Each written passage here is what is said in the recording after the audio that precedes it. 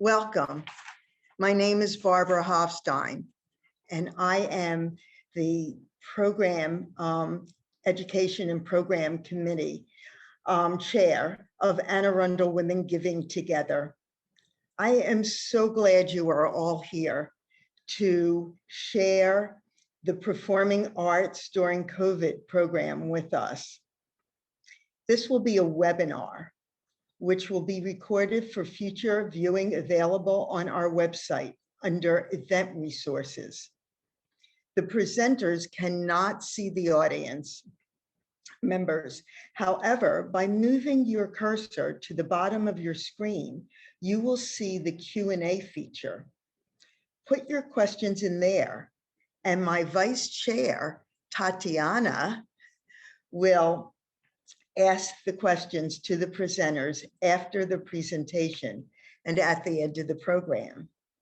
And since this is Anne Arundel Women's Giving Together's 15th year anniversary, I want to also introduce our president, Elaine Shanley. Elaine is going to take a couple of minutes to highlight our organization and show you a short video. Elaine? Thank you, Barbara. Good evening, everyone. We're thrilled to have you join our program this evening. First of all, as Barbara said, we'd like to thank our sponsors who help support our programs. Our leadership sponsors are One North Wealth, Sims & Campbell, and Anne Arundel Dermatology. Our advocate sponsors, Sarah Greenlee Morris of Sotheby's, Chesapeake Medical Imaging with Dr. Mark Baganez and Laura Celadon, and Ellen Shirey. Thank you all for your generosity. Our programs are really great because of you. This year, as Barbara said, is our 15th year anniversary for Anne Arundel Women Giving Together. And each month we'd like to highlight a certain component that makes our giving circle thrive.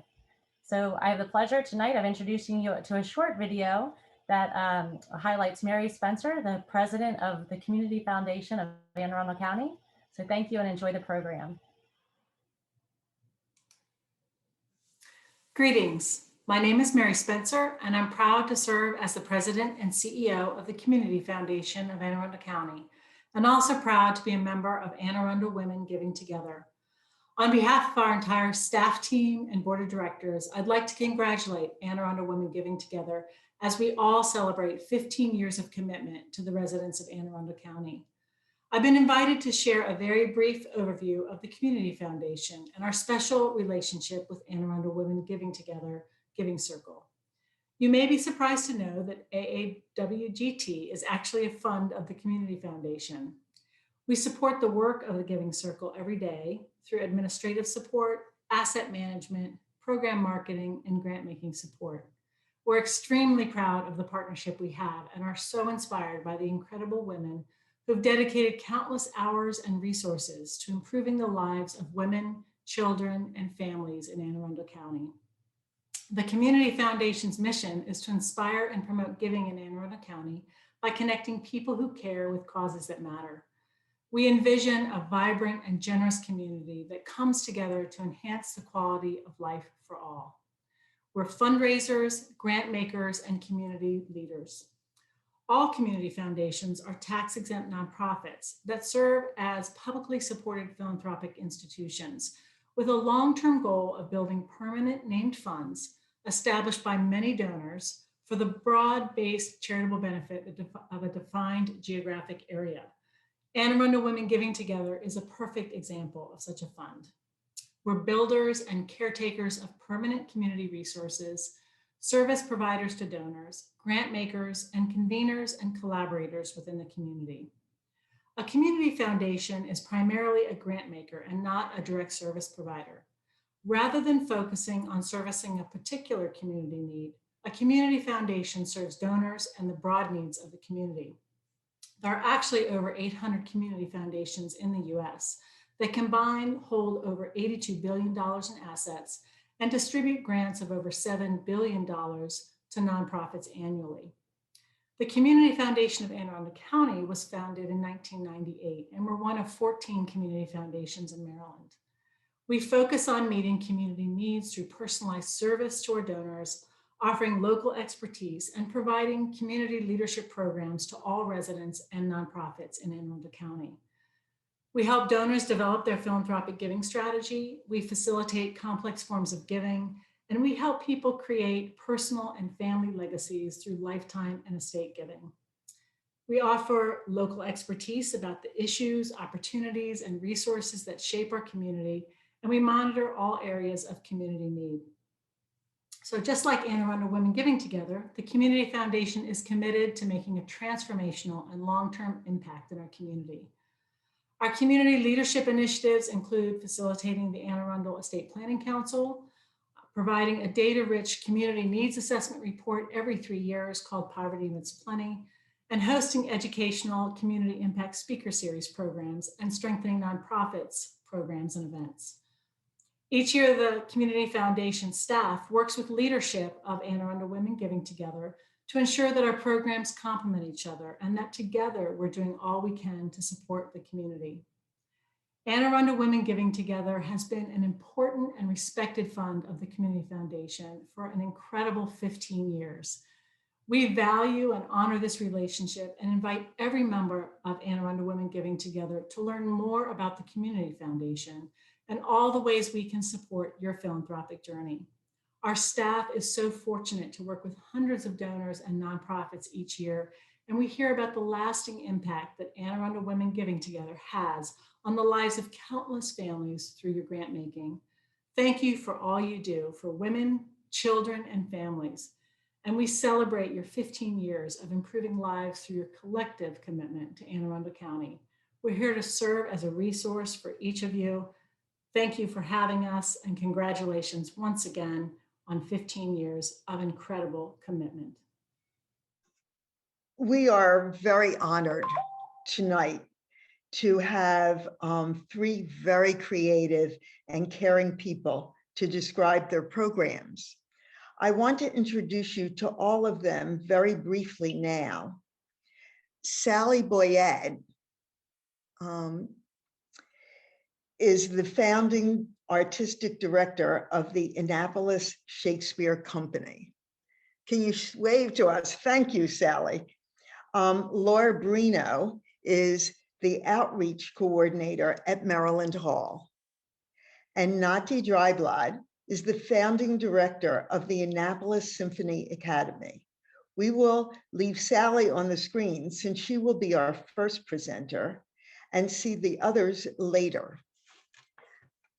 I will introduce Sally a little more because she has an unbelievable resume here. She is an accomplished professional Broadway actress, singer, and dancer. Included in her extensive resume are TV specials, commercials, and film. She has been a member of the Actors Equity Association since 18 years old, when she appeared with the original Broadway cast of 42nd Street.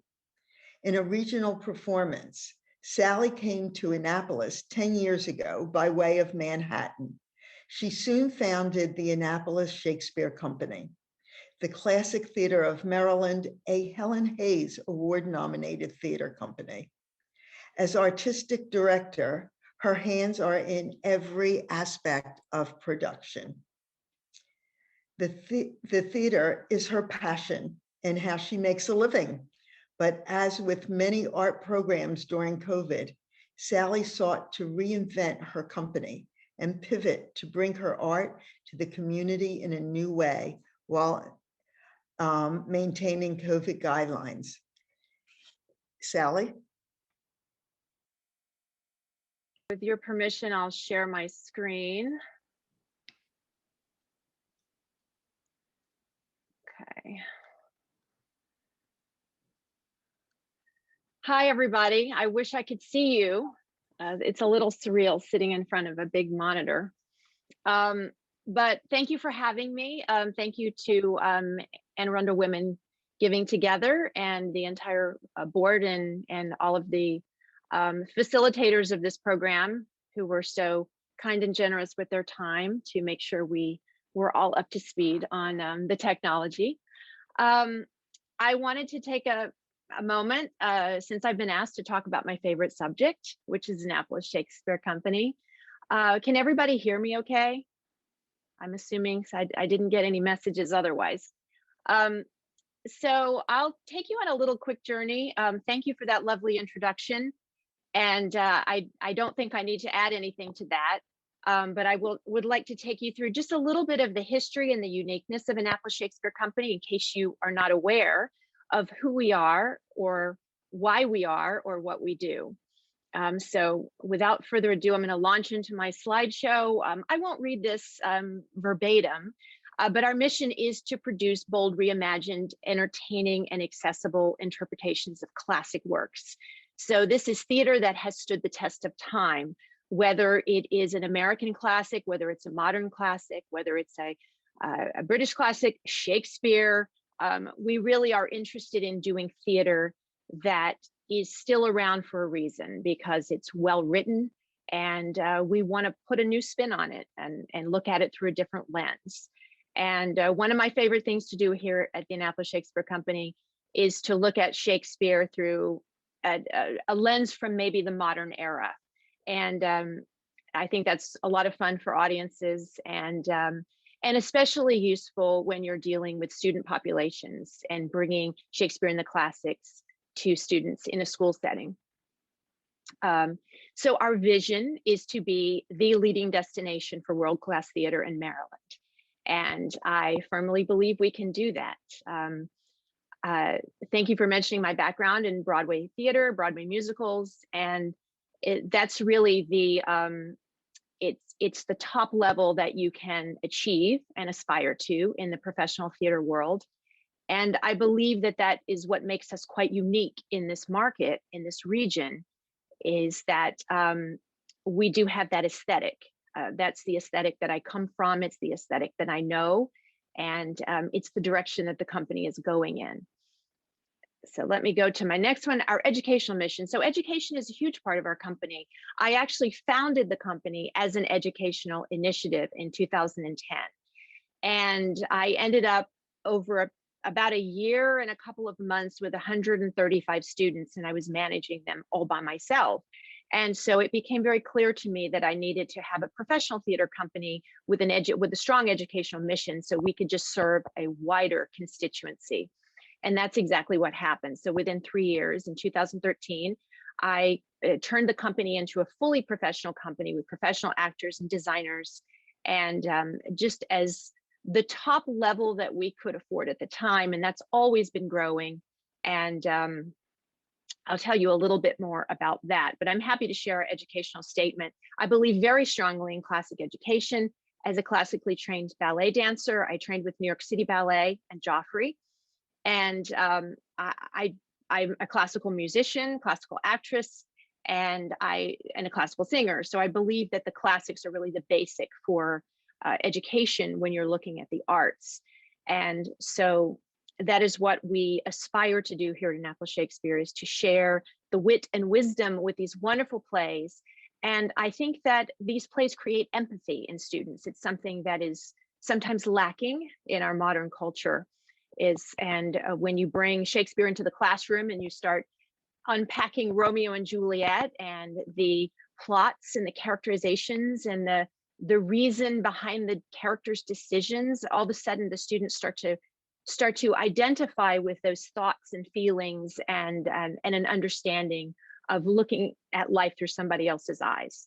So I think it's a wonderful tool to instill empathy in students, or to create more empathy. So unique facts about Annapolis Shakespeare Company: it's woman founded and woman run. I founded the company myself and filed the 501c3 papers and did all the documents, and I've been running the company ever since. I do have a small staff now. I'm not running it all by myself as I did in the past, but it's my baby. It's a labor of love, and I do have 4 other children, but I find plenty of time for Annapolis Shakespeare Company. It was founded as an educational initiative, as I mentioned, and we transitioned to a professional regional theater company. We started with an annual budget of $5,000, and now we are at an annual budget pre-COVID of $550,000, and we've been in the black every single year. I keep a sharp eye on the numbers. It's one of my best things, and I make sure we honor the commitment of our donors, we honor the commitment of our patrons and our grantors, and we use our money wisely. And then we are also the only theater company in the region founded and run by an experienced Broadway performer. So, so that's a little bit unique facts about Annapolis Shakespeare Company. So let me launch in.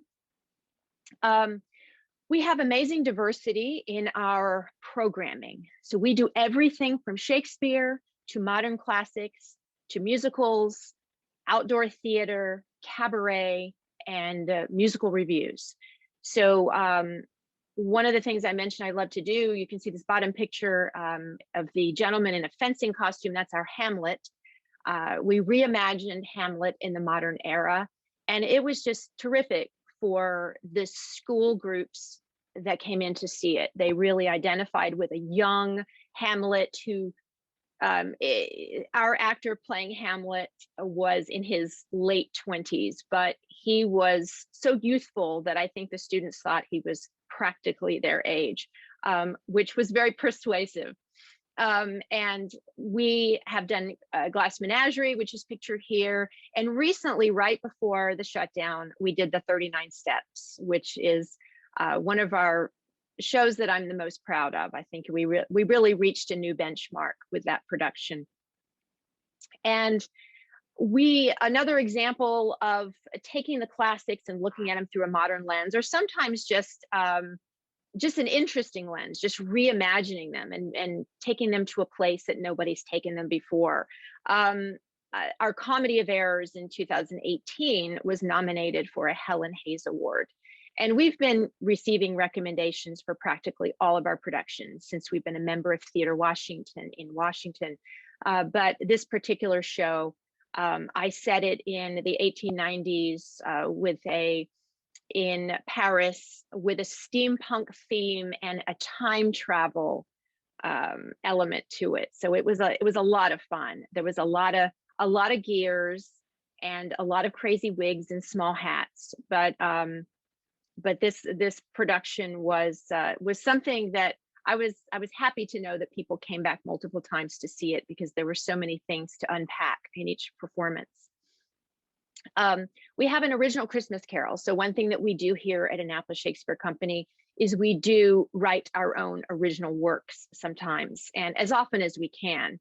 And we're working on our third original adaptation, and that is The Secret Garden.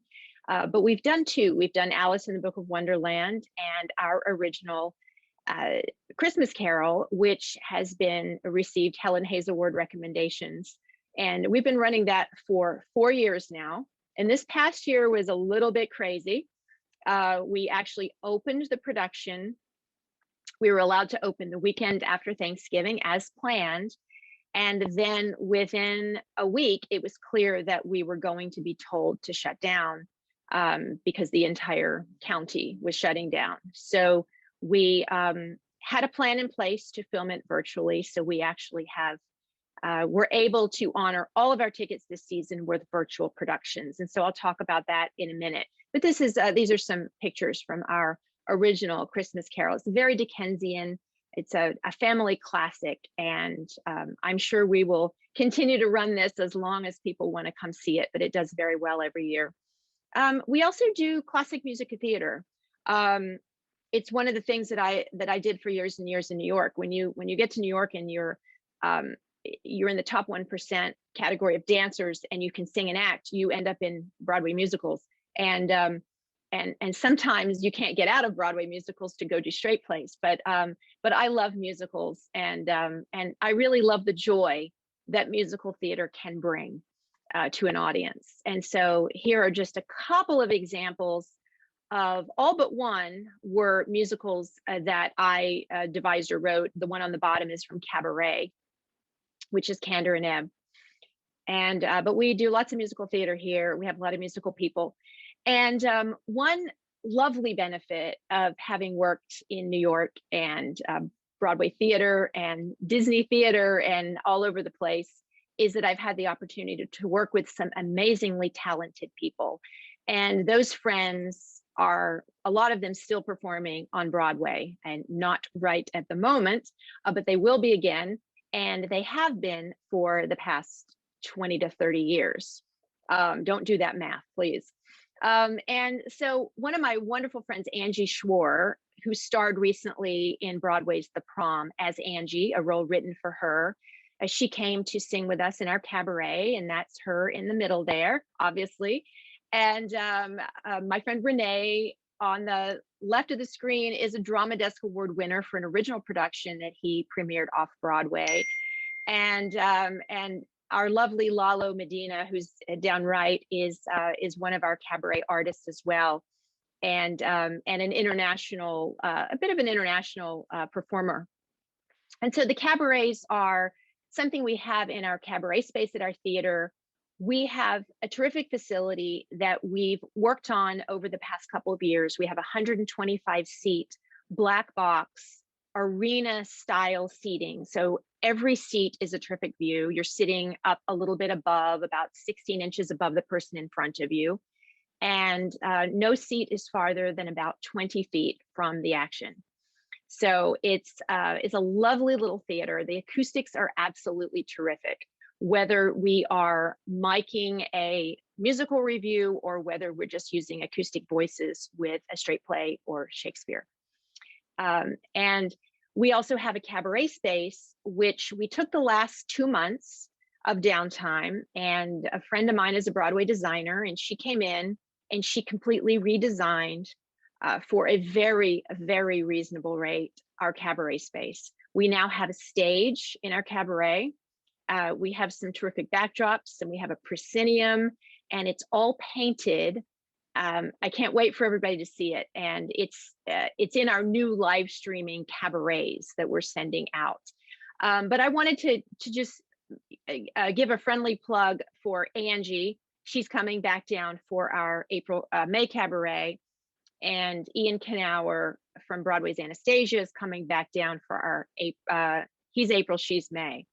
So we're really excited about that. And then Mark Campbell, who did The Lion King and Phantom of the Opera on Broadway, is coming down Sunday to sing with us in our Valentine Cabaret. And so all of those cabarets will be filmed by a 3-camera professional film crew. Our friend Mario Ramos is a 4-time Emmy Award winner, and we have created a partnership over the past year. And he is now filming all of our productions, and it's very, very exciting. So I'm going to continue on here. It's strange not hearing any responses at all from the audience. I'm not used to it. So we have our outdoor productions. We've been at Reynolds Tavern for 7 consecutive summers, and that's a wonderful outdoor venue. You can sit outside and have a lovely meal and see an hour and 30-minute show. It's very nice, and the weather usually is wonderful. And then we do an outdoor Shakespeare. We've been doing that for 3 summers, a 3-weekend production in July. And this year we're very excited. We would have done it last year if it were not for the unfortunate circumstances that surround us. But we are moving our entire production to the Gresham Estate. And we're thrilled to be a new partner with Anne Arundel County Rec and Parks. And we are going to put on a 3-weekend fantastic Shakespeare performance on the lawn of the Gresham Estate.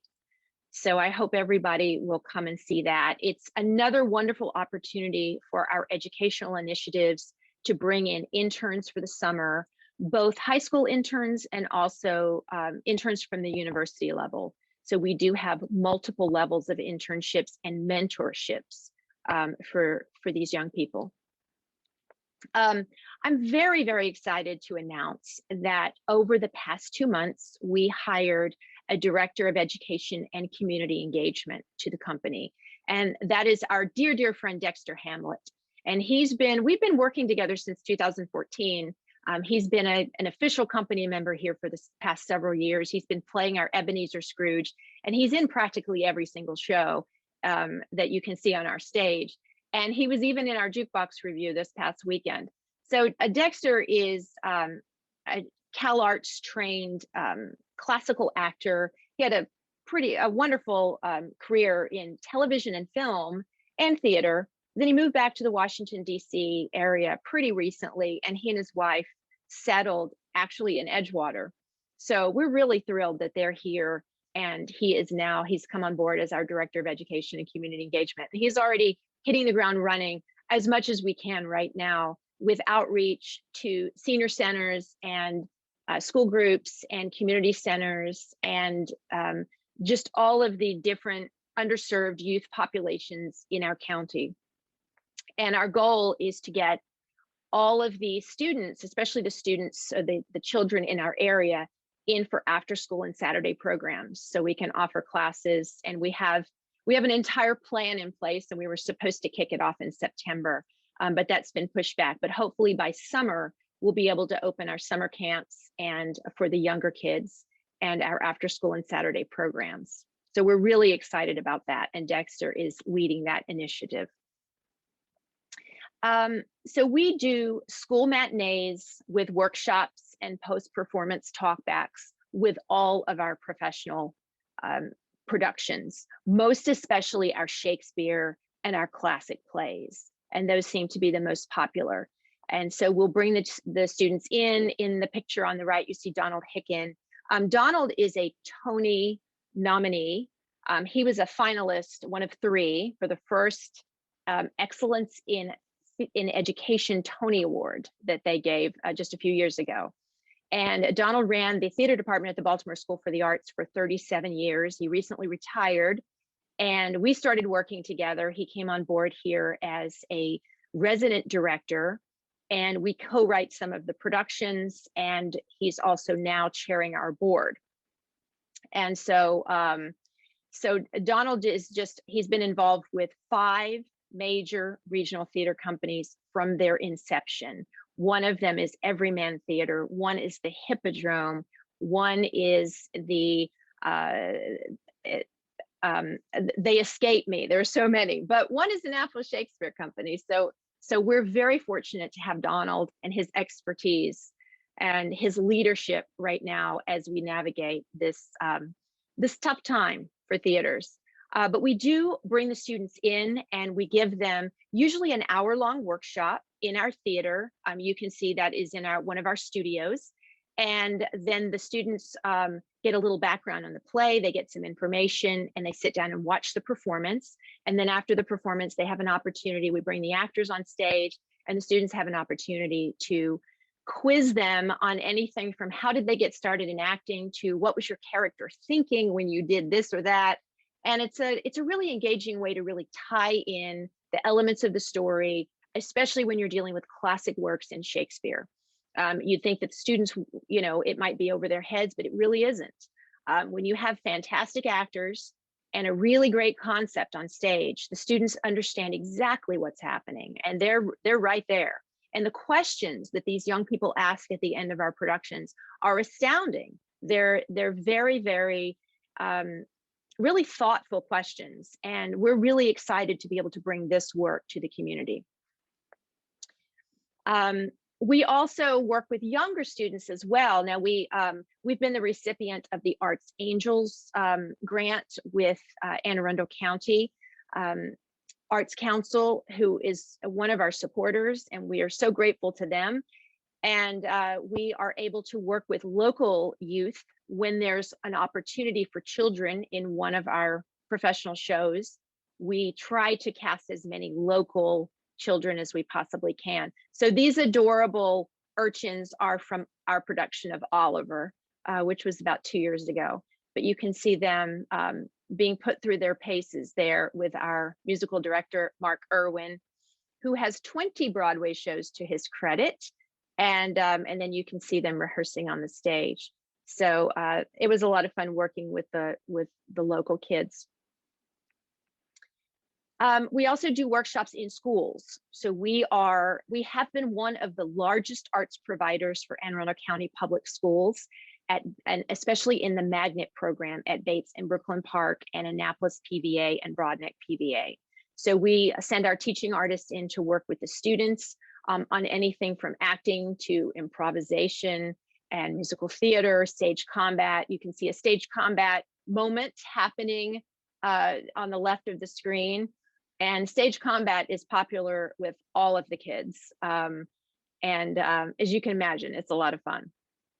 And we also bring students in to do workshops, to do Shakespeare festivals. And the picture at the bottom is one of our Shakespeare festivals that we brought a couple of groups in from just completely different demographics and had them spend an entire day together learning, acting and performing for each other. And it was just really a wonderful opportunity for these kids to kind of mix and mingle and get to know each other, and kids from different backgrounds. We also have internships, as I mentioned, and we've had a very successful internship program with Annapolis High School, the PVA program, and Anne Arundel County internships, and also with UMBC, Catholic University, St. John's College, and Baltimore School for the Arts, and you name it. We offer internships for really anyone from an upper high school level through college. And the internships can be working with designers and working with actor mentors, working with designer mentors, working with a stage manager mentors. Most of our interns are not in the show, but they are helping in some kind of fashion, either backstage or out in the front of house, learning house management skills, ushering, learning box office skills, and things like that. So it's a great opportunity for kids to get a sense of how a theater business runs, how a professional theater company runs, and also to get some practical design training on all of the various softwares. All the designers use the latest and greatest softwares, and we have access to all of that through our technology and also through our designers' technology. So now it brings us to a year ago. So we were doing great. We started, as I mentioned, we grew our company over 7 years to $550,000. We were having our best season ever. Donations were up, subscribers were up. Our shows were, every show we did, we raised the bar. The level gets better and better. And then all of a sudden, March 13th happened and we were shut down, and 70% of our revenue just stopped cold. Unlike many nonprofit professional theater companies, we have right now most of our revenue from the work we actually do rather than from donations or grants. So 70% of our revenue was mostly ticket sales, but also some rental revenue. We had a church renting with an annual contract, and also our bar sales. And so all that stopped immediately. We had to send all of the actors back. Most of them come from New York, and we had to send them back. We were in the middle of Your Good Man, Charlie Brown, which was going to be our spring musical. It was a delightful show. And then we had to cancel everything. So we spent a couple weeks. My small staff worked from home, and I worked from home. And I had an opportunity to get on a call with Michael Kaiser. Now, he might not be a household name in the regular world, but Michael Kaiser has turned around 5 major arts organizations. American Ballet Theater was going down, and Michael Kaiser came on board and turned it around. He saved the Royal Ballet, and he also saved Alvin Ailey. And then he worked at the Kennedy Center for, I believe, he ran the Kennedy Center for, I believe, 20 years. So I had an opportunity to have an hour-long conversation with Michael Kaiser, and I didn't have to pay a cent for it. And I said, absolutely, I will speak to Mr. Kaiser. I've read all 4 of his books, and he's a wizard. He's a guru when it comes to running a professional high-level arts organization. So it was a wonderful conversation. It really helped to solidify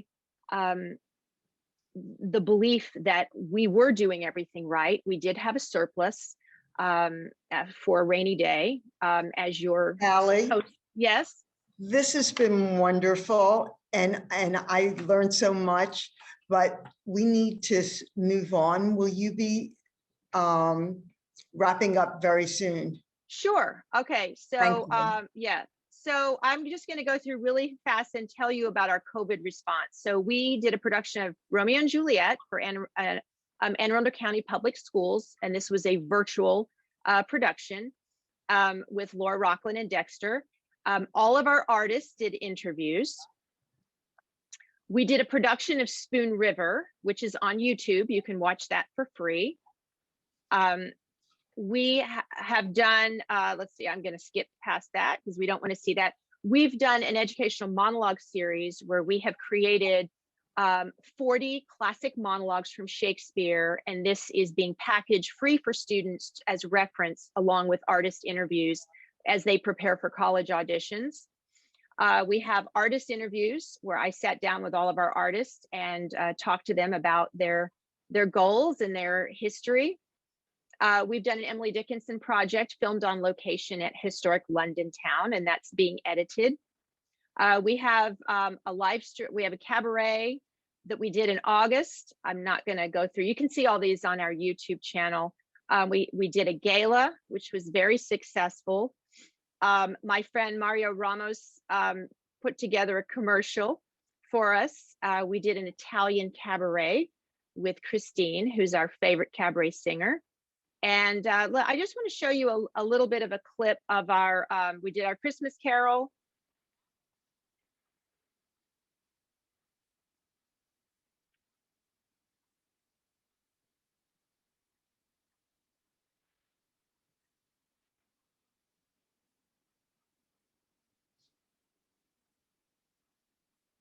We cannot hear it.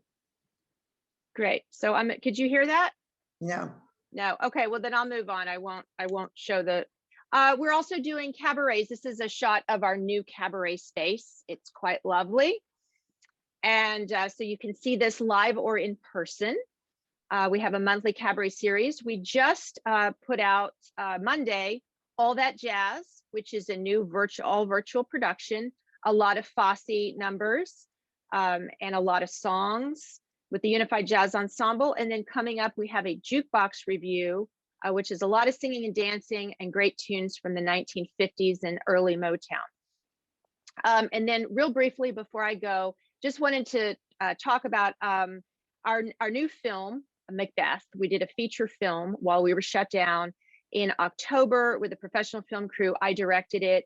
These are just some location shots. We had 4 locations in Anne Arundel County. The setting is 1781, and it is in Anne Arundel County. I did go to online film school, and also it helps to have a friend who's a filmmaker. These are just some shots from our movie. These are behind the scenes. These aren't actual stills. And this is everybody. This was at historic London town. And one of our actors, Dexter, getting bloodied as Banquo's ghost. Thank and you this was so much. We really appreciate this. And I'm sorry, but to get everybody in, I need sure. to move on. Thank you so much. Thank you all. Thanks for having me. Laura, I do want to say to people, if you'll stop sharing your screen, Sally. Sure, yeah, I've just got to get my mouse to wake up. Okay. I will say to people that if you were not seeing Sally's face during this conversation, you can go up to your view in the right-hand corner, and it gives you an option to have a speaker view, and that is the best way to go. And I know with Laura's next presentation, that will be helpful too. I want to introduce Laura Brino. She's a freelance artist and a singer-songwriter who studied illustration at the Maryland Institute College of Art and Art Education at Towson. She is driven to tell stories through her artwork and constantly tries to find ways to infuse her lyrical voice into her paintings, marrying both imagery and prose.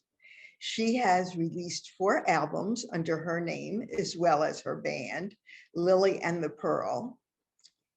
In 2013, Laura started Jóvenes Artistas, an after school arts program that gives youth facing adversity a safe environment for self-expression, using more than just the performing arts. I just learned that art, when you're drawing, is not the performing arts. So she's doing both to impact her students, which led her to her current position as outreach coordinator at Maryland Hall. And at rehearsal, we met, in addition to all this, her 2 young children. So Laura, do you want to start? Absolutely. Thank you so much. Yeah, I am blessed to actually have childcare right now, which if I've ever met with any of you outside of this, you normally see my 2 assistants, my 2-year-old and my 5-year-old. So it's nice to have some peace and quiet while I share this presentation with all of you. Thank you so much for having me, and I'm trying to share my screen. Let's see. Okay. Can we see me and my screen? I think my video has disappeared. The host stopped my video. That's okay.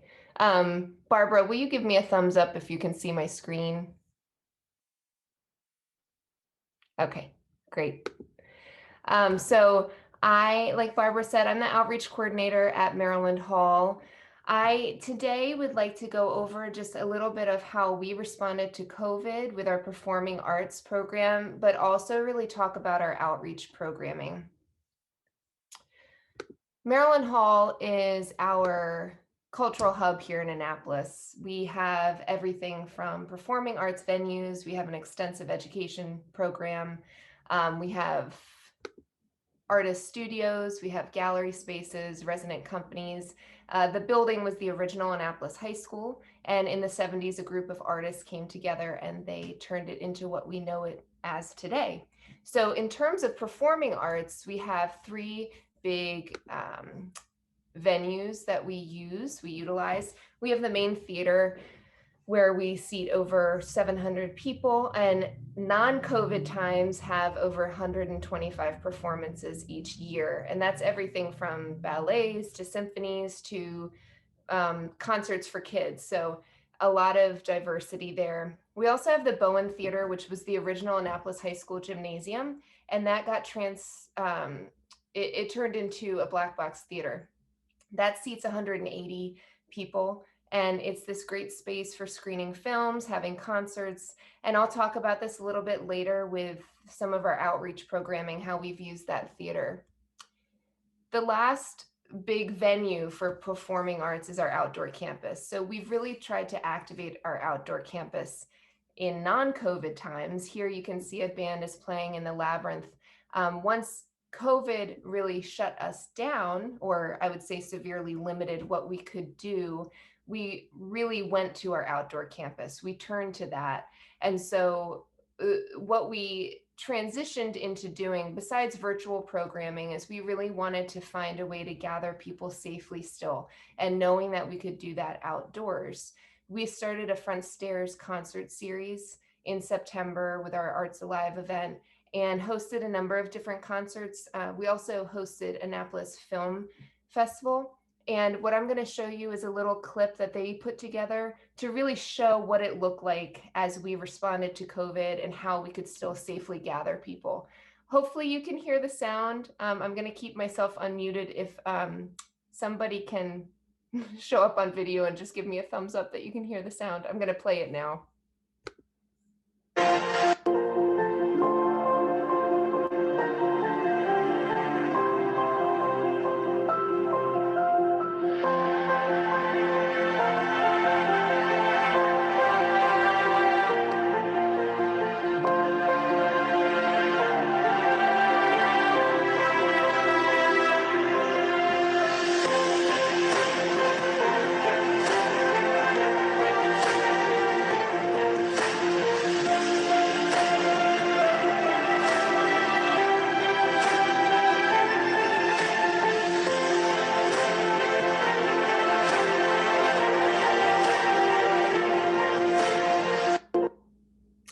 that clip was put together by Annapolis Film Festival, and it was a really beautiful way to really show what it looked like for us to gather safely during the time of COVID.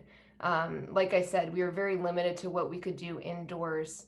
And all along this time, as we were trying to transition and learn how to exist with these limited resources and limited venue, the outreach programming that we have was still going strong, and we have these students that we support, and we really needed to figure out a way that we could support them in this new way of living. So this is a picture of me with some students from our outreach programming in a collaborative project. This is pre-COVID, which is why you do not see any masks or social distancing, but just an overview of our outreach programming that we offer. Our mission is to use the healing power of arts to help inspire and empower. So with our youth programming, we have two pretty big programs that are under our umbrella of programming. We have our Jóvenes Artistas program and our Hood to Good program that we do a lot of comprehensive kinds of mentoring and workshops with. The Jóvenes Artistas program, like Barbara mentioned, I began in 2013. I was a visual arts teacher at Bates Middle School. And what I was noticing, which many people can agree with and sympathize with, is that people, my kids who may not be performing well in school, were finding a safe space in my arts classroom, right? So growing up, a lot of times kids want to go to the art teacher because it's the fun classroom to be in. So I found a lot of students were coming to me in these after school hours because they needed that safe space. And specifically, I had a large number of students from the Hispanic community coming to me. And I realized that there were not very many spaces that had been started for them, if that makes sense. So around that same time, I saw a documentary featuring a homeless Mexican teenager who was an artist, and she found her safe haven in an art center. And it really inspired me to start this program. So I went to Maryland Hall prior to becoming staff, and I proposed this idea to them. And we began our Jóvenes Artistas program with 17 kids and from all backgrounds. And it became a weekly space for kids to meet, engage. We had workshops, we would bring in teaching artists, we had field trips, a lot of mentorship. And since then, we have continued that program. Hood to Good is another program that was started out of a real need in the community. In 2018, there was an Annapolis high school student that was shot point blank in Eastport and killed, and his friends decided to start this program, this organization. It was started really to help elevate youth in the community and help them engage in positive after school activities. And the way that it really began is these students were engaging in roundtable discussions with, for example, the police chief. They also were putting on coat drives and service projects to really engage the youth. The interesting thing is, over the past few years, it has kind of grown this third arm, which is performing arts. So on the right, you see one of our students, Nikayla, reading her spoken word poetry at one of our showcases. And when they grew this arm of performing arts, that's when I approached Ken Starks, who's the current program director for Hood to Good, and I suggested that we really partner because their mission was so aligned with our Jóvenes Artistas mission, to use the healing power of arts to inspire, to empower, to really engage and elevate the youth. And so last year, right before COVID, in March, we had our very first Hood to Good Youth Artist Showcase in the Bowen Theater. So that's that theater that is a black box space. And it was incredible. It was an incredible night, and the students were really excited to be able to be given that opportunity. We had planned to do that either every week or every other week, and then we were shut down. So the way we pivoted with that is, once we had started these front stairs concerts with some other artists that we had brought in, we decided to put on a Hood to Good Youth Artist Showcase. I'm going to show a short clip of that evening. It was in November, just before it got too cold. So I will play this now. Door led to a great loss. A loss no one knew but God. I lost a lover, a secret, my soul, yet no one knew but God. Your sign, whatever happened to follow your dreams, whatever happened to go and succeed, no matter what I'm striving to achieve, to get to the green, you'll never believe that I've been through so much hurt in my life. Sometimes it's hard to fight the tears I'm flowing at night. I'm fighting demons, think I need protection tonight. All this darkness, think I need a tunnel with light. I've been in a couple bridges, but I'm trying to rebuild. Couple friends turn to snakes, I'm mowing the field. Said I spent 2 months gangster, now we got real. Had a dream, I got killed, man, that stuff was surreal. Those are just a few clips from that evening. And something that I just want to share that's so important to say is, Annapolis has a lot of history and a lot of culture, and Maryland Hall stands for a lot. It was the original Annapolis High School during segregation. And here you see that same building with these massive Black Lives Matter banners hanging from the front facade. That's a huge statement. And to have these youth from our community performing right in front of that building that they would not have been allowed to attend for school is a really powerful message. These kids are writing a lot of original music. It's coming from a space of a lot of trauma in their lives, and they're also being raised looking at professional rappers and musicians and mimicking what they do. So a lot of us are familiar with rap music that might be very explicit, might have a lot of vulgarity. And so this was one of those examples where we spoke with the kids. We told them about this opportunity that we were bringing them. And we also took it as this opportunity for learning and teaching a lesson and explaining that when you are now presenting in front of a bigger audience, you really have to start to filter some of your language, right? And you need to choose wisely. And all of those kids, they rose to the occasion. I've heard the other songs that had not been clean edited, but every single one of our participants, they rearranged their thoughts. They took the challenge and they showed up there and they performed, and it was powerful and it was moving. And like I've told them, when you take out kind of that explicit distraction, people could really hear what they were saying, and you could hear the stories that they wanted to tell. And again, it was just a really, really powerful night. We plan to continue to do this as the weather gets a little bit warmer. As you can see in the front of this still, there are a bunch of kids there, their peers, their family members, community members could hear and see these students perform.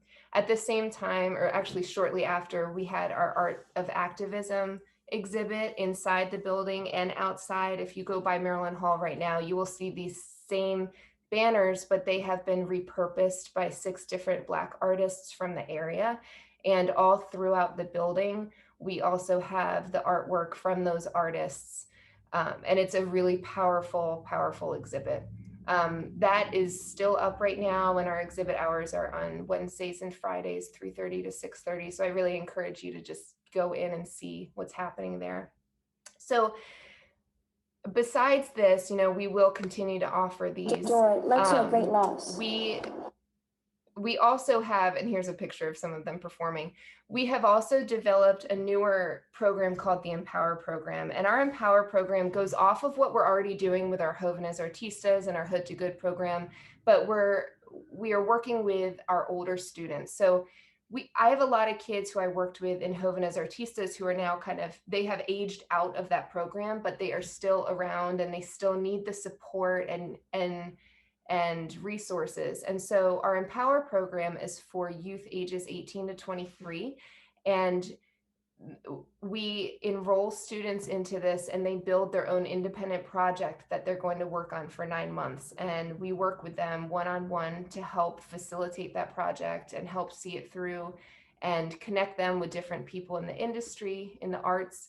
And so one thing we're doing right now is obviously that is still virtual because of COVID. And so what's really interesting is I'm going to show you a little clip next that has one of our performing artists right here, Scotty P. He's a songwriter from the band Jawworks.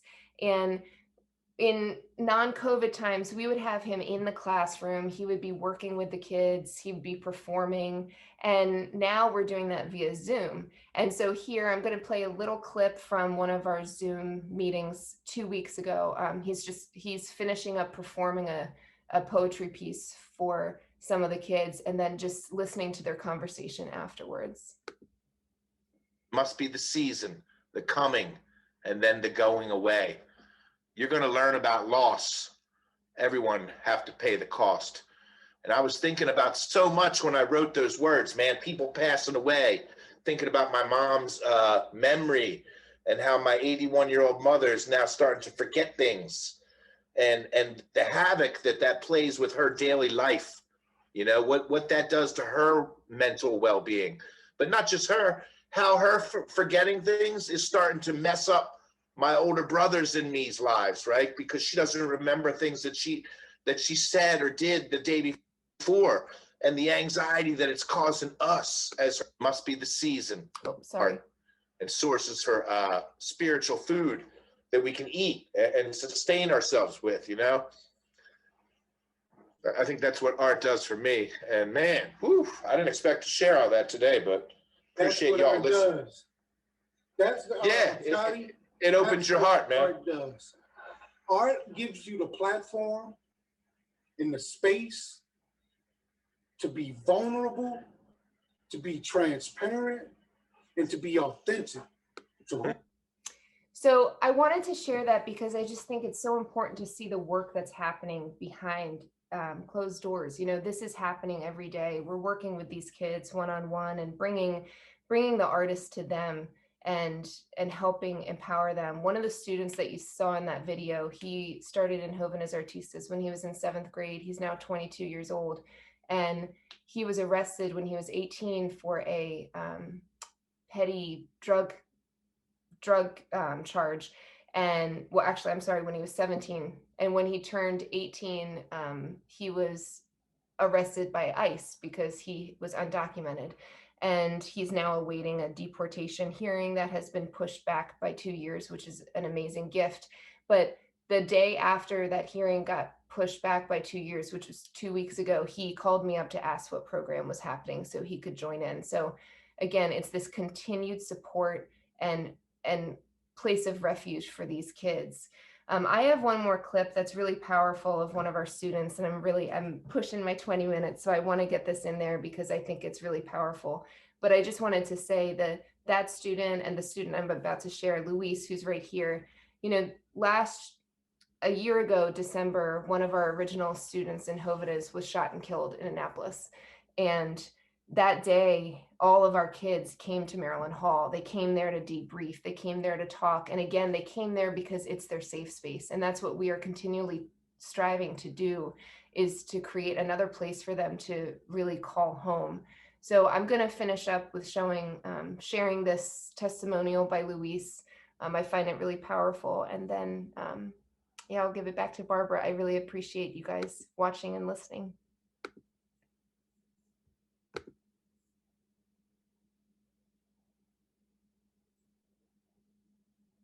So I'm Luis Bello. I'm 21. I'm originally from Mexico, Acapulco.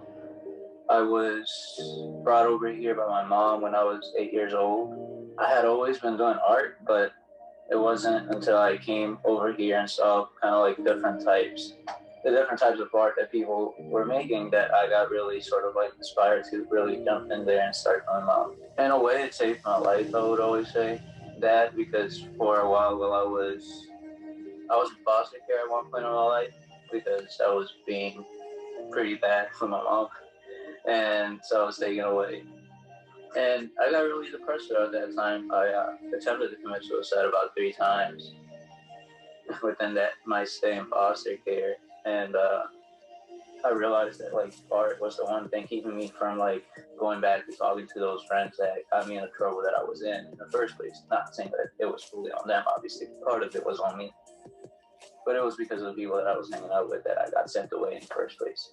So I tried to make it a point that I wasn't going to go back to that crowd or doing the things that I used to be doing that got me in trouble. So like art was something that definitely kept me on the right track. I like walls a lot for some reason. I like where the plumbing and stuff comes out, and like there's all those lines and stuff, and everything is just like all over the place. Like I don't know, I take pictures of it actually, and I keep it with me. I don't know, for some reason that like the way that you don't even know the purpose of it, but it has a purpose, motivates me in a way or inspires me. Yeah, so that's like a couple different layers. It has spray paint, it has paint. I think a part of it was markers, because it is like a bunch of layering pretty much. That's sort of what makes my style. Well, I want to do my art, and I want to, go crazy. I want to do as much as I can. It's what I like to do. But right now, I'm trying to, first of all, get my own personal life organized before I go into this. But I want to create sort of like an art collective kind of thing, for like the LGBTQ plus kind of community, Black folks, Indigenous folks. Like I would just want to find those people and give them a platform.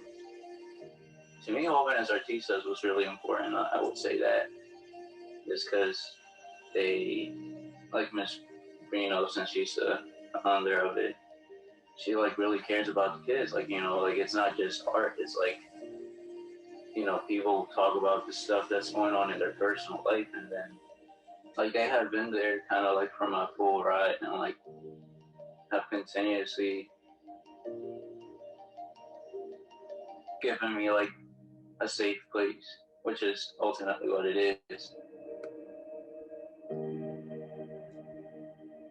Thank you, Laura. That was really, yeah, was powerful, all of it. Thank you so much for what you're doing and this.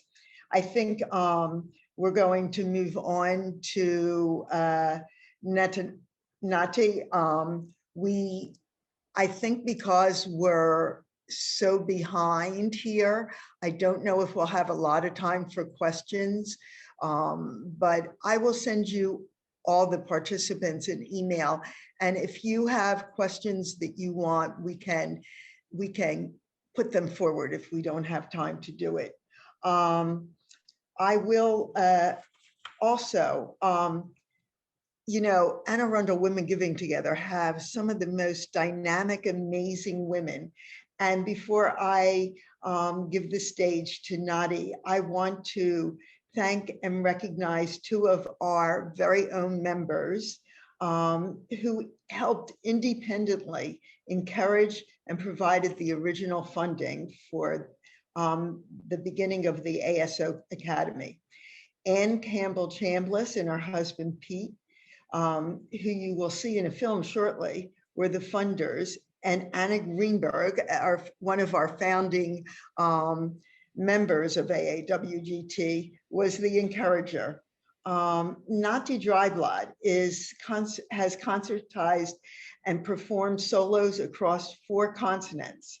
He is a chamber musician and recording artist who has collaborated with such luminaries as Pinchas Zuckerman, Yo-Yo Ma, Yitzhak Perlman, and Jamie Laredo.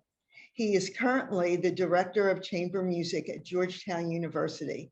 And I know many of you will recognize him as the concertmaster of the fabulous Annapolis Symphony Orchestra. And he's also the founding director of the ASO Academy, which he will explain tonight. In his spare time, he likes to cook and take flying lessons. Can you hit it, Nati? Thank you, Barbara, and good evening, everyone. First of all, I would like to take over from where, whoops, I think I just got my video stopped. I will let, there we go. There we are, coming right. Hello, we're back. So I would like to take over from where Barbara left off. And first of all, thank all of you for being here. As a guy in a sea of very successful women, I can only attest to the fact that there are a few names I can recognize here on the list, and I would like to specifically thank 5 of them, if you will allow me. First, obviously, being Anna Greenberg. Anna is a personal friend, and she's done so much for our community as a whole, but especially when it relates to the Annapolis Symphony and the Academy. There's not enough words, and we probably don't have enough time for me to tell you everything that she has done and how grateful we all are. So Anna, thank you very much. And with that, Anna introduced us to Jane Campbell Chambliss and Pete Chambliss, who gave the founding gift for the Academy that is sustaining us now through our first 5 years of operation. So thank you very much to Jane. And 3 amazing women that I currently work with, 2 of which are on the Annapolis Symphony Orchestra board, our former chair of the board, Karen Smith, and our current chair of the board, Jill Kidwell.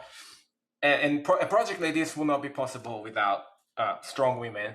And last but not least, I know she's here somewhere, Julie Nolan is our program coordinator, and she and I pretty much with the support of the board and the staff at the Symphony, but when it comes to running the Academy, the Annapolis Symphony Academy, she is really a force, and she's doing great things. I hope that someday we can all meet together in person and you get introduced to her as well. So with that, I would like to show you a video about the Annapolis Symphony Academy, and then on the other side of it, we can talk a little bit about why art and education and music education is important, especially now during COVID. So I am going to share my screen, and let's hope the sound works.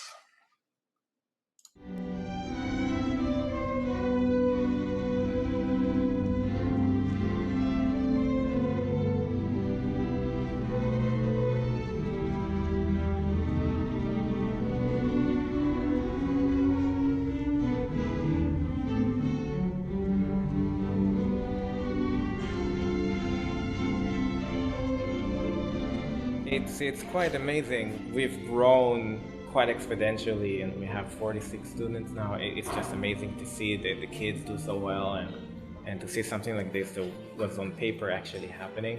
It's very rewarding, and there is a whole team of great people that was working on it, and they're all incredibly happy, including myself, and we're very gratified. We enjoy the Annapolis Symphony Orchestra. And I said, but if you don't have youth training, and then you don't have an orchestra, because their talent started off when they were kids. So we're just helping to take Nadia and the team to take kids and give them that jump start, so that 10, 15, 20 years down the road, the orchestra stage will be filled with them. If it weren't for a program like the Annapolis Symphony Academy, I wouldn't be here. I wouldn't have had the opportunity to meet these young students. And really, that's what it is for me, is an opportunity.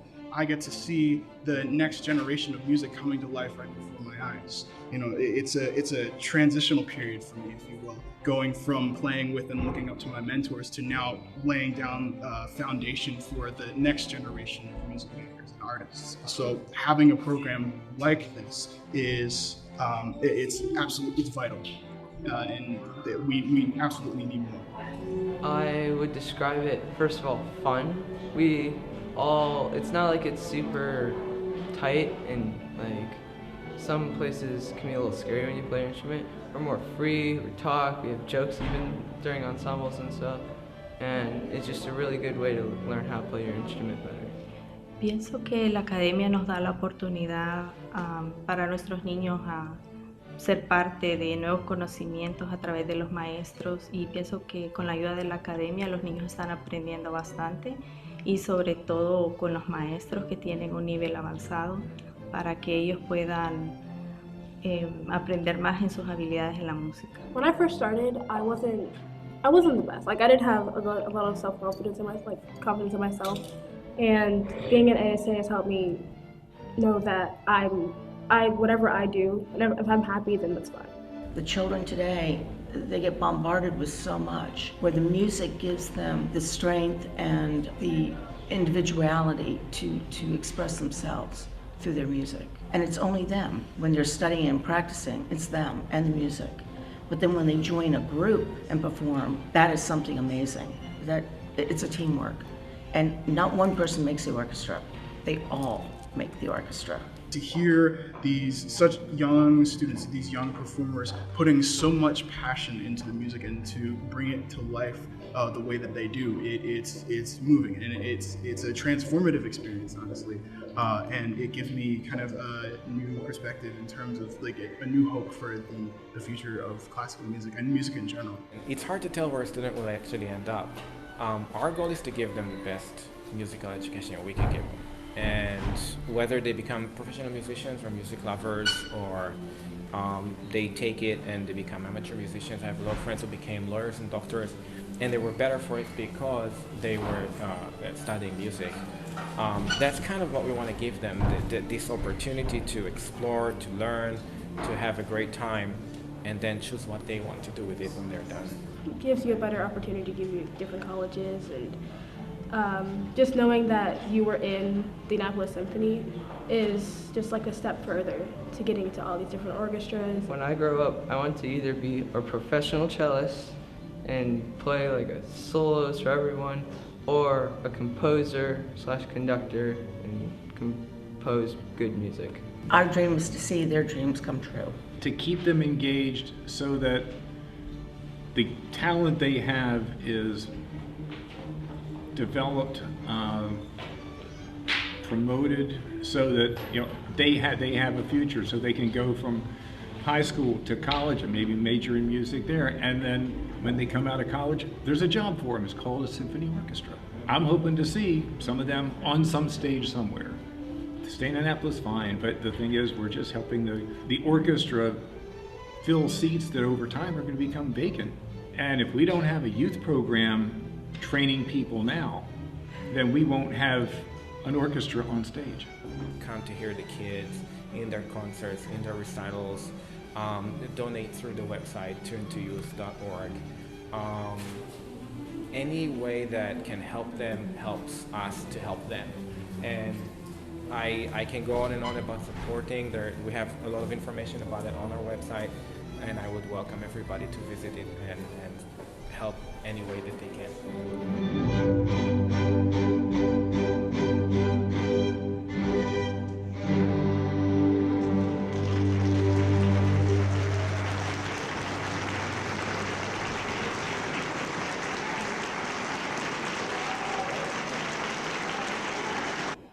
Okay. All right. So that was a quick introduction to the program. And really briefly, let's talk about what we have been doing before COVID. One of the things that we're very proud of is that the students that come to us get a very comprehensive experience, including private weekly lessons with members of the Annapolis Symphony. They play in ensembles, as you saw in the video. They have guest workshops with many different musicians and professionals. We have brought neuroscientists to talk to them, chiropractors, dancers, a lot of different things just to kind of open their horizons a little bit. And we also provide them access to the Annapolis Symphony Orchestra, which is one of the most important things that we can do, just put them in a concert hall and have them listen. All of that would happen in Arnold at Temple Bet Shalom before COVID hit. We were going on track, about 46 students before the pandemic came around. And our goal was to create a diverse student body so that the orchestra of tomorrow can be a little bit more of a reflection of what America looks like today. So COVID comes in around and everything kind of shifts. And thanks to, again, a wonderful team at the Symphony and Julie, we shifted everything to an online format overnight. Lessons went on Zoom, ensemble training went on Zoom. We have our workshops very similarly to this, where there's a speaker addressing the kids and they ask questions through the chat. And as you may know, the Symphony has its own platform online, and that's how we have allowed the students to view the concerts. But we didn't want to really stop there. One of the things that we are very aware of is that kids, especially during COVID, need the education. We cannot abandon them and just let them sit at home and not continue any kind of education. It doesn't necessarily have to be musical education. And what we've done is unexpectedly, in a way, introduced a summer semester. This is not usually, wasn't a part of our plan to give students lessons during the summer. Most of the time families travel around. However, we figured that there wasn't going to be a lot of traveling. So we looked into the budget, shifted a bunch of things. And last summer, all of our students, or the vast majority of them, received lessons throughout the summer to give them some kind of a continuity in their studies, and to make sure that, if nothing else, the music helps them pull through what is a difficult time for them and a very difficult time for their parents, some of which are first responders and needed to have something for the kids to do while they were out saving all of us from COVID. So summer was kind of a new addition for us. And then the new year starts, and we wanted to make sure that the group activities at the academy could be done efficiently enough. So what ended up forming was an incredible project that I believe you all will hear about very soon. And that is a composition project where all the students that are currently enrolled at the academy are composing their own piece for the first time. There are 3 ensembles at the academy, and every ensemble is composing a movement of a piece. And at the end, the materials that the students composed go to a list of composers, one of which you have seen on the video, Ajibola Rivers. 2 more are Peabody based. One is an instructor at Peabody, Judah Adashi, and one of his students, Jasmine Galante. She is a fantastic composer. They are working with one of the ensembles, and we have another composer from Chicago working with our top group. And the idea would be for the kids to write the material, the composers to mesh it into a piece that the kids can later perform and publish. So to the best of our knowledge, this is going to be the first piece ever with about 47 composers on it. And that's what we figured out would be a better way to get the kids engaged and creative and during the pandemic. One of the surprising things that the pandemic allowed us to do, however, is give us a little bit of space to figure out what the future is going to look like. It's very easy to go, okay, we're going to just coast through the pandemic. My mom, also a brilliant woman, used to tell me when something bad happens, you want to maybe feel better about it for one day, but then the next day you got to figure out what you're going to do about that. And we're doing just that. And next year, we are going to significantly expand the student body of the academy. We will be introducing more instruments. We will be introducing early music classes for younger students between the ages of 4 and 6. And that will allow us, this time that we have now with COVID allows us to plan all of that and to make sure that everything is going to be in place for September. So COVID is not only a bad thing, there are some silver linings for us that allow us to do it. Now, on top, one really important thing that I kind of wanted to share with all of you, one of the guests that we have brought to speak with our students is Hector Lasgado Flores. And he is a Mexican neuroscientist currently working outside of Chicago in one of the prominent universities there.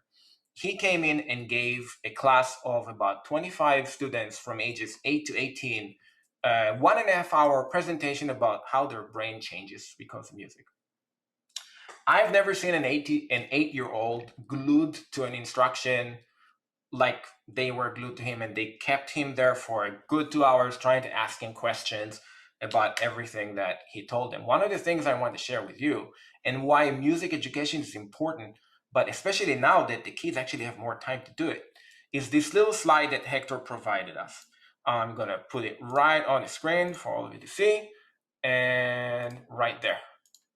This is, if you can see right on your screen, there are 2 depictions of the human brain. This is an older person. However, it illustrates what happens when you learn music from a very young age. Person A is a musician, person B is a non-musician. And you can see on the top picture that there is a lot of dark matter on the front of the brain. And what that is really is showing a lot of activity in the brain.